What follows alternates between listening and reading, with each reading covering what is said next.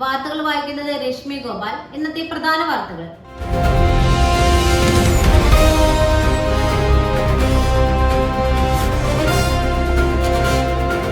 നിതിൻ രാജിന്റെ മരണം അന്വേഷണം ശക്തമാക്കി. അഞ്ചരക്കണ്ടി മെഡിക്കൽ കോളേജിലെ 1ാം വർഷ PDS വിദ്യാർത്ഥി നിതിൻ രാജിന്റെ മരണത്തിൽ യുവജന കമ്മീഷൻ സ്വമേധയാ കേസെടുത്ത് അധ്യാപകരുടെയും സഹപാഠികളുടെയും മൊഴി രേഖപ്പെടുത്താൻ തീരുമാനിച്ചു.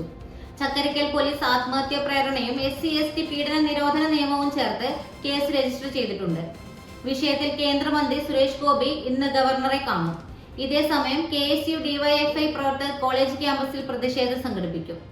ഹോർമൂസ് സംഘർഷം, എണ്ണവില ഉയർന്ന് വിപണി ഇടിഞ്ഞു. ഹോർമൂസ് കടലിടുക്കിൽ US കപ്പൽ പരിശോധന പ്രഖ്യാപിച്ചതോടെ ഇറാൻ കടുത്ത മുന്നറിയിപ്പ് നൽകി. സമാധാന ചർച്ച പരാജയപ്പെട്ടതിനു പിന്നാലെ എടുത്ത നീക്കമാണിത്.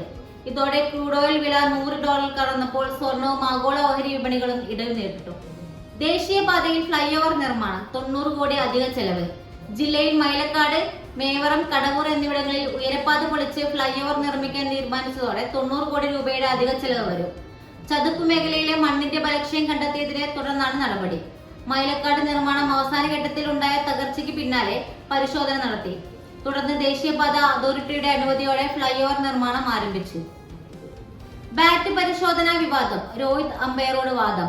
IPL-ൽ RCB മുംബൈ മത്സരത്തിനിടെ ബാറ്റ് പരിശോധനയിൽ കുടുങ്ങിയതോടെ രോഹിത് ശർമ്മ അസ്വസ്ഥയായി അമ്പയറോട് വാദിച്ചു. ഓപ്പണർമാരായ രോഹിതിന്റെയും റയാൻ റിക്കിൾട്ടണിന്റെയും ബാറ്റുകൾ ഗേജ് പരിശോധനയ്ക്ക് വിധേയമാക്കിയപ്പോഴാണ് സംഭവം. ബാറ്റിൽ പ്രശ്നമില്ലെന്ന് രോഹിത് വിശദീകരിക്കാൻ ശ്രമിച്ചപ്പോൾ തിലക് വർമ്മയെ പിന്തുണയുമായി രംഗത്തെത്തി. ഹംഗറിയിൽ ഭരണമാറ്റം, ഓർബൻ യുഗത്തിന് വിരാമം. ഹംഗറിയിൽ 16 വർഷമായി ഭരിച്ച വിക്ടർ ഓർബൻ പാർലമെന്റ് തെരഞ്ഞെടുപ്പിൽ പീറ്റർ മഗ്യാറിനോട് പരാജയം സമ്മതിച്ചു.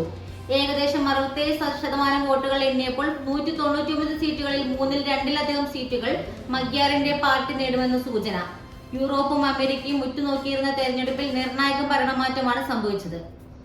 ഇതുപോലുള്ള ന്യൂസ് അപ്ഡേറ്റ്സിനായി വിപ്ര ന്യൂസ് സബ്സ്ക്രൈബ് ചെയ്യൂ.